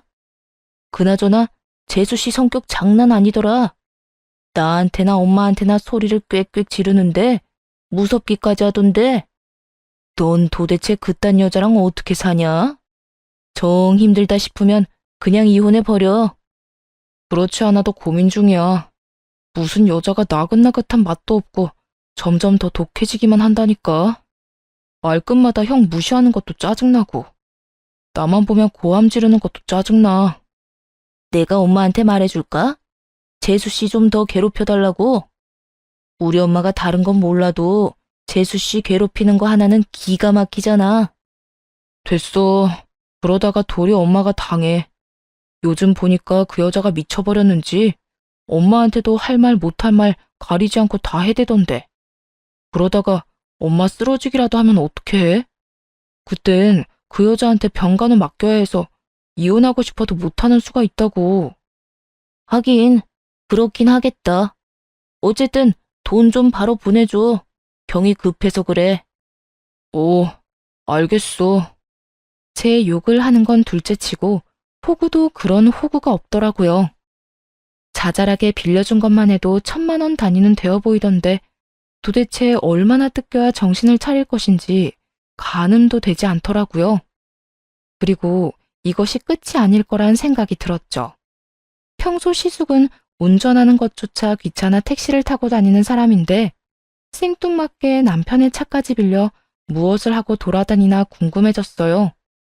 그래서 시숙과 남편의 뒷조사를 시작했고 남편은 깨끗한 것에 반해 시숙에게서 놀라운 사실들이 드러났어요. 안녕하세요, 사모님. 조사해보니까 남편분은 의외로 깨끗한데 그 형이 문제더라고요. 형님분이 만나는 사람이 있는데 그 여자 꽃뱀이 확실해요. 이 여자 형님분 말고도 만나는 남자가 한둘이 아니더라고요. 형님은 아무것도 모르는 상태로 꽃뱀한테 끌려서 백화점 원정 여행 다니는 중이고요. 지켜보니까 요즘 식장도 알아보고 다니고 웨딩드레스도 입어보고 그러는 것 같으니 조만간 꽃뱀이 크게 한몫 챙기려고 작업 중인 것 같던데요. 이러면 100이면 100, 집안 다 거덜나고 도망가 버리니까 빨리 조치를 취하시는 게 좋으실 겁니다. 들어보니 시숙은 남편의 차를 끌고 다니며 젊은 여자를 만나고 다녔는데 생긴 것처럼 꽃뱀이라고 하더군요. 시숙은 자신이 꽃뱀에게 제대로 물린 것도 모르고 돈을 물처럼 펑펑 쓰고 다니고 있었습니다. 물론 자기는 돈이 없으니 남편 돈으로 말이에요. 남편 놈은 형이 급하다고 하니 빌려준 것이었는데 정작 급한 것은 시숙의 사정이 아니라 꽃뱀의 명품 가방과 용돈을 주기 위해서더군요. 그렇게 남편이 시숙에게, 시숙은 꽃뱀에게 꽤 큰 돈을 주고 있었고 그냥 뒀다간 저에게까지 피해가 올 상황이었죠. 어차피 시숙이 꽃뱀에게 물렸다고 남편에게 말해봤자 우리 형은 그런 멍청한 짓을 할 리가 없다고 개거품을 물 것이 뻔하고 그런 남편을 설득한 마음도 힘도 없는 상황이었습니다. 그래서 이혼을 하기로 결심했고 바로 남편에게 이혼을 통보했네요. 물론 꽃뱀 이야기는 쏙 빼놓고 말이에요. 우리 이혼해. 뭐? 이혼? 이혼. 나 이제 당신이랑 못 살겠어. 더는 당신이 형 타령하는 거 못 보고 살겠다고. 최근엔 그런 적도 없었잖아. 그런데 이혼은 무슨 이혼이야? 남편은 마치 우리 사이에 아무 문제도 없었다는 듯 이혼 이야기를 꺼내는 제가 이상하다는 표정이더군요. 시숙과 대화를 할 때만 해도 이혼하고 싶어 안달이 난 것처럼 굴어놓고선 말이에요. 그래서 돈 이야기를 아주 살짝만 꺼내기로 했죠. 당신 휴대전화 다 봤어. 당신 아주버님한테 돈 빌려줬더라? 그것도 꽤 많이 말이야. 이때까진 그래도 우리 가정에 큰 피해 안 주니까 참았던 건데 더는 못 참아. 형이라면 끔뻑 죽는 그 종노릇은 당신 혼자 하고 살란 말이야. 가족끼리 돕고 사는 걸로 종 이야기까지 나오는 건 너무 심한 거 아니야? 그리고 내 돈으로 우리 형 좀 도와준 게 왜 우리 가정에 피해가 되는 건데? 내가 알아서 피해가 되지 않을 만큼만 빌려줬다고. 피해가 되지 않을 거라는 건 누가 장담하는데? 그리고 당신 돈이라고 했어? 생활비도 제대로 안 주는 주제에 내 돈이라고 주장하는 건 너무 뻔뻔하다고 생각 안 하니? 그까지 생활비 얼마나 된다고 그래? 당신도 돈 벌잖아. 당신 돈으로 생활하면 되는 일 아니야? 그리고 봤으니까 알 거 아니야. 우리 형이 이번엔 꼭 성공할 것 같다고, 성공만 하면 다 갚아준다고 했다고. 나는 그 이번엔 꼭 성공한다는 그 말이 지겨운데 당신은 지겹지도 않니? 하긴 매번 그 말을 그렇게 믿어 의심치 않는데 지겨울 리가 있겠어? 난 안 지겨워. 우리 형 믿으니까. 그러니까 당신도 우리 형에 대해서 함부로 말하지 마. 다른 건 몰라도 나 우리 형한테 그런 식으로 말하는 거 못 참아. 그래, 참지 마. 참지 말고 이혼하자. 어차피 당신도 나랑 살기 싫은 거 아니었어? 언제는 이혼 못해 안달인 것처럼 굴더니 왜 이렇게 말이 많아? 단호한 태도의 남편은 외려 더 당당하게 나오며 큰 소리를 치더군요. 그래, 하자 이혼. 나도 당신이 계속 우리 형 무시해서 이혼 생각하던 중이었는데 잘 됐네. 그거 듣던 중 반가운 소리네. 이왕 이야기 나온 거 빨리 이혼하고 끝내자. 나도 빨리 끝내고 싶거든. 당신이나 구질구질하게 굴지 마. 그런데 당신 나랑 이혼하고 나면 당신 받아줄 사람이 있을 것 같아? 나니까 당신 같은 독한 여자 데리고 산 거야. 그간에 정이 있어서 그냥 데리고 살려고 했던 건데 이혼하자고 먼저 이야기해주니까 고맙네 고마워. 나야말로 당신 인생이 불쌍해서 데리고 살아준 거야. 그 빌어먹을 향바라기 인생이 안타깝고 불쌍해서 말이야. 이혼 말해줘서 고맙다고 했지. 그거 하나만큼은 통했네. 나도 당신이 나랑 이혼하고 싶다고 해서 정말 고맙다. 진심으로. 마지막으로 한 말은 진심이었어요. 이혼하기 싫다고 울고불고 하며 질질 끌면 어쩌나 걱정했는데 저렇게 나와주니 진심으로 고마울 수밖에요. 그렇게 신나는 마음으로 이혼을 진행했고 남편은 위자료를 받아내려 갖은 애를 썼지만 헛수고였죠. 남편은 물론이고 시숙 시모가 워낙 한 짓이 많아 원하던 위자료는 오히려 제가 더 많이 받고 이혼할 수 있었습니다. 이혼을 당하는 그때까지도 전 남편은 참 당당하더군요. 그까지 돈? 줄게. 주면 될 거 아니야? 원하는 대로 얼마든지 줄 테니까 힘들다 외롭다고 하면서 찾아오지나 마.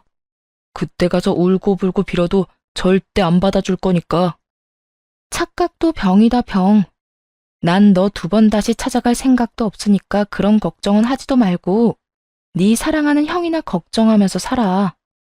백수가 어디서 뭘 한다고 그렇게 큰 돈이 자주 필요한지 좀 묻기도 하고 말이야. 우리 형이 어디서 뭘 하든 관심 꺼. 이제 나랑 아무 사이도 아니잖아. 곧 우리 형 큰일 할 건데 괜히 당신 입에 올랐다가 부정이라도 타면 당신이 책임질 거야? 큰일? 그래, 참 큰일을 하고 다니고는 있더라. 아주 기대해도 좋을 거야. 뭘 기대하든 그 이상이 펼쳐질 테니까. 당신 뭘 알고 그런 말 하는 거야? 당신 지금 알고 있는 게 뭔데 이래? 기다려봐. 당신 그 대단한 형이 아주 큰 일을 벌이고 있으니까. 그러면 형 믿고 잘 먹고 잘 살아. 당신이 그러지 말라고 해도 그럴 거거든. 당신이나 후회하지 말고 잘 먹고 잘 살아. 화도 나지 않았고 그저 불쌍할 뿐이었어요. 앞으로 펼쳐질 전 남편의 인생이 훤히 보였으니까요. 그 후 모든 것은 예상대로 흘러갔어요. 장장 6개월이란 시간 동안 전 시숙에게 빼먹을 만큼 빼먹은 꽃뱀은 하루아침에 잠적을 해버렸다고 하더라고요. 전 시숙은 믿을 사람이 없어 꽃뱀을 믿은 죄로 폐인이 되었다고 하더군요. 형에게 빌려준 모든 돈이 꽃뱀에게 흘러갔을 뿐만 아니라 형이 폐인이 되어 이젠 받을 수 없는 돈이 되어버렸다는 사실을 전 남편 역시 뒤늦게 깨달았고 쌍으로 폐인이 되었다고 하더군요. 들어보니 전 시숙은 질 안 좋은 대부업체에게도 돈을 빌려 전 남편의 회사에서까지 한바탕 난동이 벌어졌다 하더라고요. 결국 전 남편은 회사에 스스로 사표를 내게 되었고 살 길은 저를 붙잡는 것뿐이다 싶었는지 연락이 오더군요. 마지막까지 당당하던 모습은 온데간데 없이 사라지고 우는 소리는 내며 힘들다고 매달리는데 기도 차지 않는 상황이었죠. 제발 부탁인데 나 좀 살려주라. 나 이러다 진짜 어디 야산에 묻히게 생겼어. 날마다 무서운 사람들이 찾아와서 돈 달라고 그러는데 나 너무 무서워. 당신 상황이 그런데 나보고 도대체 어쩌라는 거야? 나보고 그 덩치들이랑 싸우기라도 하란 말이야? 아니, 그런 게 아니라 나 돈 좀 빌려주면 안 될까? 많이는 아니고 당장 급한 5천만 원 정도만 좀 빌려줘. 어? 5천? 너는 5천만 원이 누구 집 강아지 이름인 줄 아니? 난 너한테 그렇게 큰 돈 줄 생각 없어. 내가 널 뭘 믿고 그 큰 돈을 빌려와야 하며 네가 내 입장이었으면 너 같은 인간한테 내 돈을 빌려주고 싶겠어? 정 돈이 급하면 네 형한테 말해. 어차피 그 돈 다 네 형이 쓴 거잖아. 우리 형, 아니, 그 인간 이야기는 말도 꺼내지 마. 내 인생 이렇게 막장 만들어 놓고 그 인간은 그 꽃뱀만 찾으러 다닌다고. 완전히 미쳐버렸다니까. 형밖에 몰라 저와 이혼까지 한 전 남편은 전 시숙 이야기에 노발대발 화를 내더군요. 저딴 상황이 되고 나서야 자신이 그렇게 존경하던 형이 사실은 망난이었단 사실을 깨달은 전 남편이 그저 한심할 뿐이었습니다.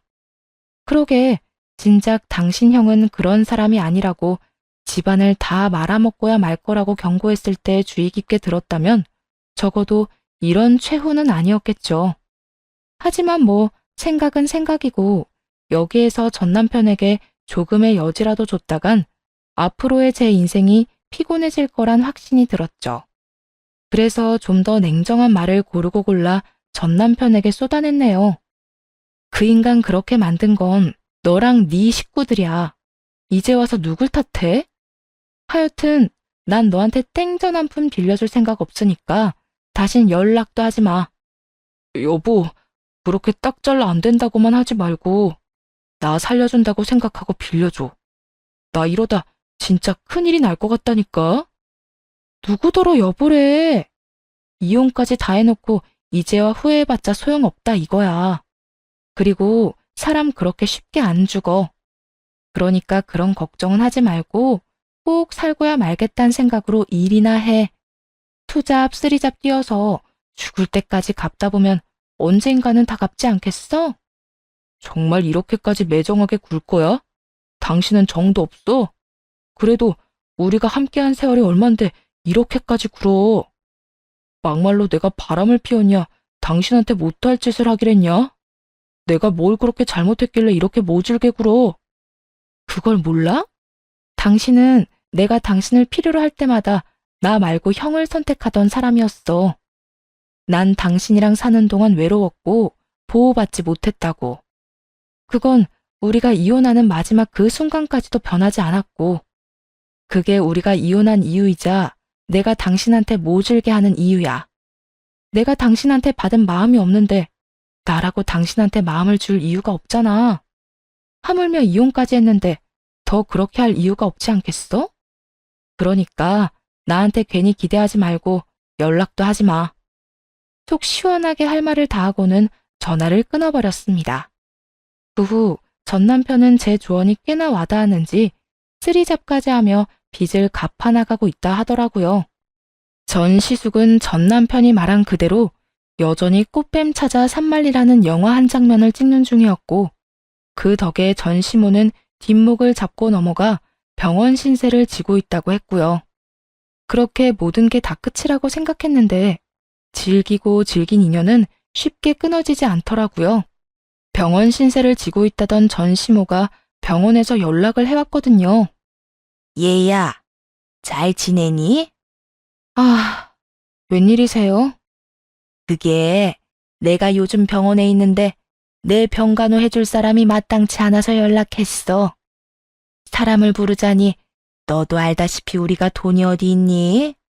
그 많던 재산 그놈이 다 날려먹고 빚까지 있는 상황인데. 그래서 말인데 네가 와서 날 좀 돌봐주면 안 되겠니? 내가 혼자선 생활하기가 너무 힘들어서 그래. 듣기론 정신은 멀쩡하다고 했는데 그때 보니 오진을 한 것이 분명해 보였어요. 이렇게 정신 나간 소리를 아무렇지 않게 하는데 정신만큼은 멀쩡하다니 도무지 이해가 되지 않더라고요. 정신은 멀쩡하다고 들었는데 혹시 치매라도 걸렸어요? 나 당신 아들이랑 이혼한 지가 언젠데 그딴 부탁을 해요. 이보세요, 아줌마. 정신 차려요. 내가 아직도 아줌마 며느리로 보여요? 뭐야? 아줌마? 아무리 이혼했다고 해도 한때는 시어머니였던 사람한테 아줌마가 뭐야, 아줌마가. 그리고 치매라니. 치매라니? 어디서 그딴 악담을 짓거리는 게야? 너 지금 내가 돈도 없고 힘도 없다고 무시하는 거야, 뭐야? 무시하는 거 맞아요, 아줌마. 그러니까 이런 무시 당하고 싶지 않으면 이딴 전화하지도 말라고요. 전화 안 받으면 안 하면 되지. 병원 전화까지 빌려서 이게 뭐 하는 짓이에요? 또 전화하면 그땐 욕을 한 바가지 해줄 테니 전 며느리한테 욕까지 얻어먹고 싶지 않으면 다신 연락하지 마세요. 그렇게 전 시모와의 연락을 끊은 후 모르는 번호로 걸려오는 전화는 다 무시했고 드디어 그 지긋지긋한 인간들과 헤어질 수 있었습니다. 이혼을 하고 난 후 1년 정도는 조금 힘들었던 것 같아요. 끊길만 하면 오는 전 남편과 전 시모의 연락 때문이기도 했지만 괜찮다 생각했던 마음에 병이 찾아와 때론 많이 힘들기도 때론 많이 우울하기도 했습니다. 결국 회사는 그만두게 되었고 마음과 몸의 회복을 위해 시간을 보내기로 했어요. 1년 정도는 병원에 다니며 상담 치료를 했고 더는 상담이 필요 없다는 판정을 받고선 국내 여행을 다니기 시작했고요. 이곳저곳 발길이 닿는 대로 다니며 정착할 만한 곳을 찾아 헤맸고 요즘엔 어느 시골 마을에 집을 얻어 정착하게 되었어요. 시골은 외지인을 꺼린다는 말도 있어 걱정이 크긴 했는데 우려일 뿐이었는지 마을 분들 모두 잘 대해주셔서 귀염받는 하루하루를 살고 있는 요즘입니다. 시골 생활을 하긴 하지만 일은 필요했기에 프리랜서 일을 잡아 하고 있는 중이에요. 시간이 남을 땐 마을 회관에서 수세미를 뜨고 있는데 어르신들께 드릴 선물로 아주 제격이라 더 재미를 붙이고 있고요. 최근에 친해진 할머님 한 분이 계속 저에게 이런 말씀을 하세요. 우리 손주 진짜 잘생겼는데 키도 진짜 크고 키가 거짓말 조금 보태서 2미터 정도는 된다 하던데 서울에서 진짜 좋은 회사도 다니고 있고 말이야. 그런데 여자친구가 없다네. 그래요? 그렇게 잘나신 손주분이 왜 여자친구가 없을까? 우리 할머니 속상하게? 그러니까. 그래서 말인데 진짜 생각 없어? 우리 손주 한번 만나볼 생각 없냐고. 네? 저요? 할머니, 저 이혼하고 여기 온 거라니까요? 이혼 한번 한 게 무슨 흠이라고. 내가 아가씨가 너무 탐이 나서 그래. 그러지 말고 우리 손주 한번 만나보면 안 될까? 이혼한 건 생각하지 말고 그냥 한번 만나나 봐. 생각해 볼게요. 생각해보고 말 것도 없어. 꼭 우리 손자를 만나서 잘해보라는 게 아니라 우리 손자를 시작으로 하나 둘 만나보란 말이야. 아직 이렇게 젊고 예쁜데 언제까지 이 노인네들이랑 농담 따먹기나 하면서 살려고 그래? 그까짓 이혼 한번 했다고 해서 죄 지은 기분으로 주눅 들어서 살 필요도 없어. 세상 사람들은 그렇게 남 일에 관심도 없고 이혼한 거 안다고 한들 손가락질 하지도 않아.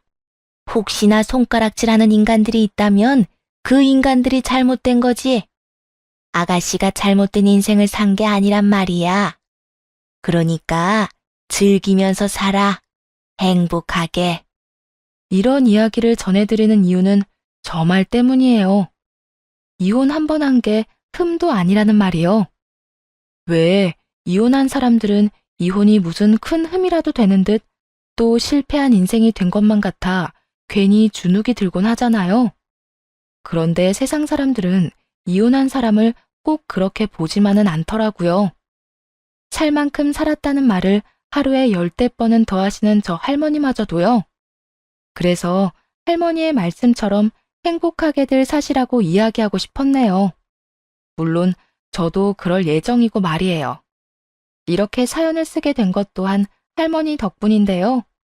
상처를 씻어내기 위해 돌고 돌아 이곳에 정착을 하고 여기에서 마음의 위안을 얻어 다시 시작할 용기를 얻은 만큼 여러분에게도 작은 위안과 용기를 드리고 싶어 사연을 쓰게 되었습니다.